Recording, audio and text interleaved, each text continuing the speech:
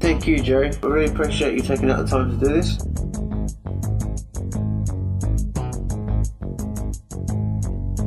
What the fuck is us?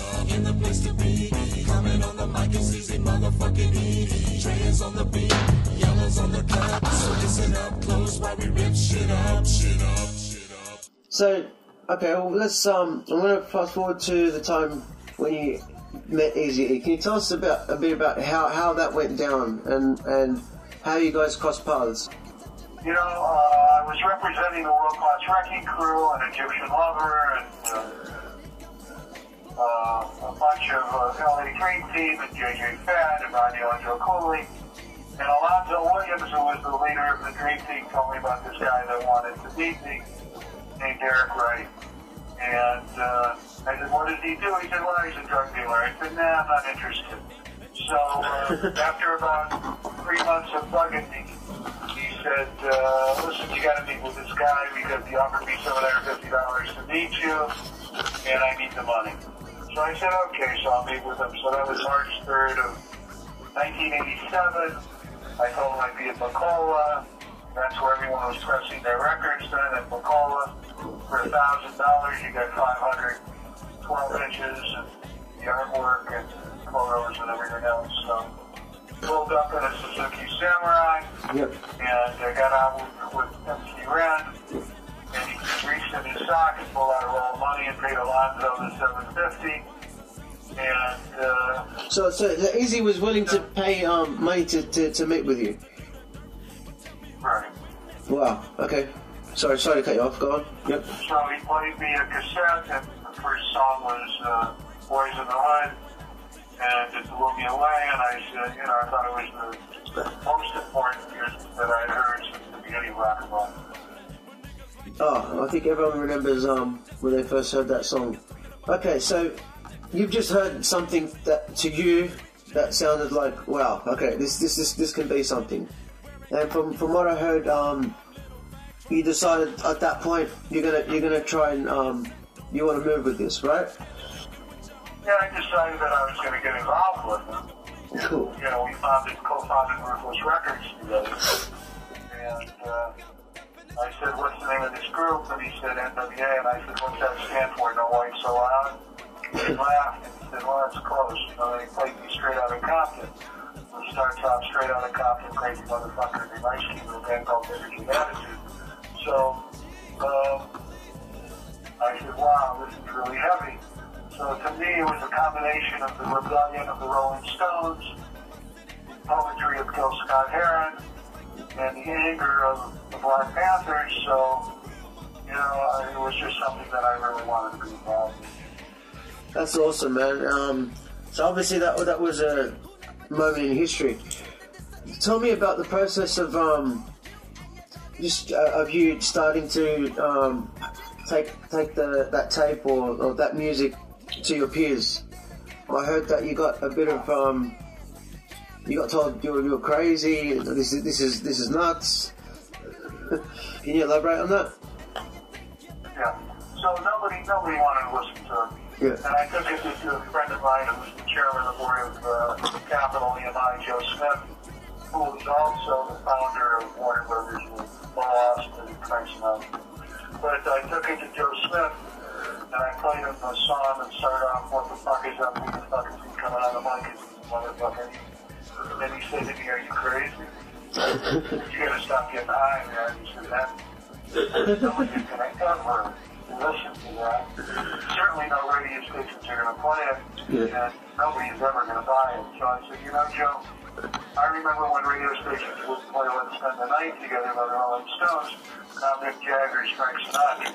So I said, times change, and this is the music of the future, and that's what I believe. Yesterday was the 20th anniversary of his death, you know, which is always a very sad day for me. Well, so obviously you had something in your gut that told you this is the music of the future. A very close friend of yours has just told you what you're doing. So, I mean, obviously there was always you had a belief deep down that you were just going to stick with it, right? So, fast forward to how you guys done the distribution deal. Well, you know, first all of us were just pressing records at McCall. Right. It was a little pressing plant in Old Hollywood.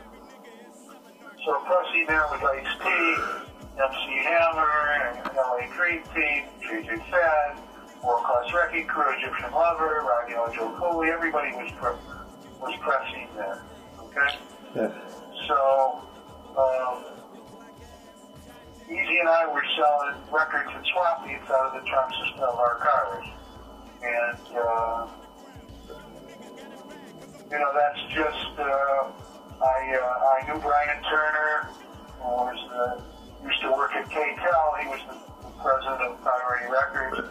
And I said, Brian, you really got to listen to this, because he had a distribution deal with SEMA, which was the independent distribution arm of Capitol. So I took him down to the roller rink to see N.W.A. playing that night. And there was a shooting there that night, so Brian Turner was scared shitless, of course, laying on the floor.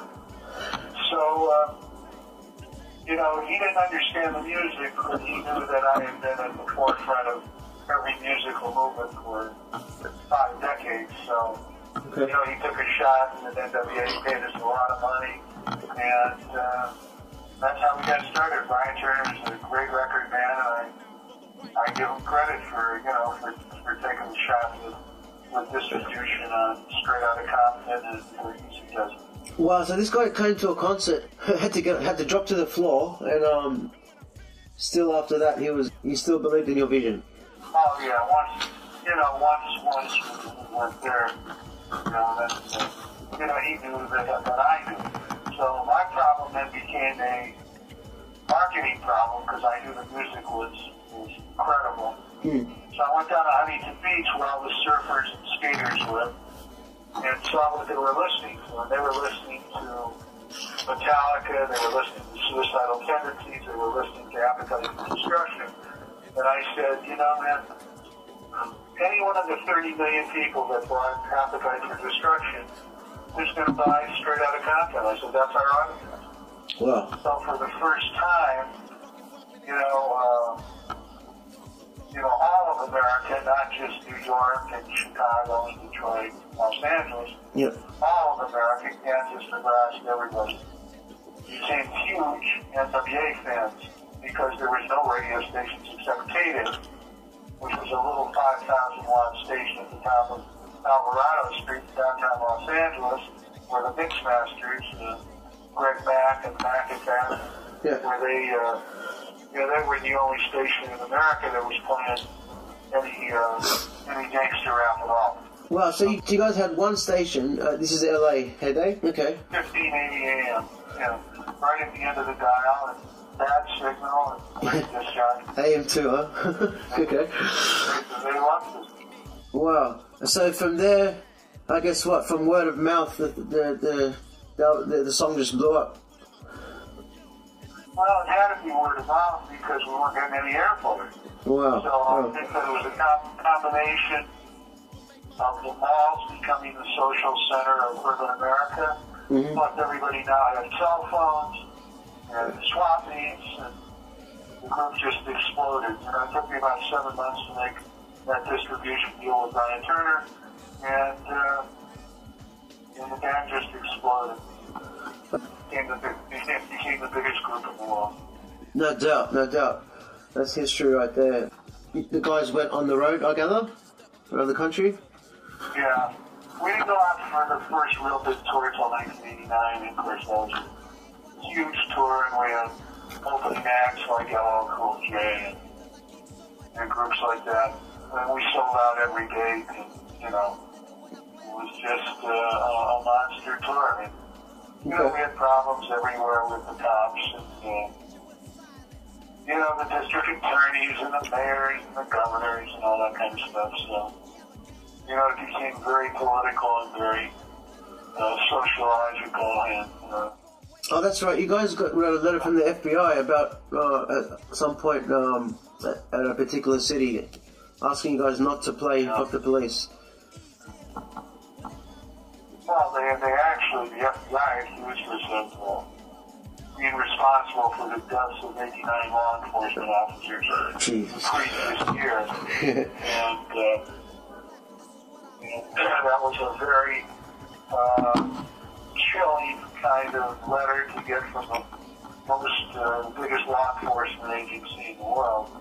So, but then a liberal Democrat congressman from San Jose came out and said, wait a second, what happened to the First Amendment here, you know?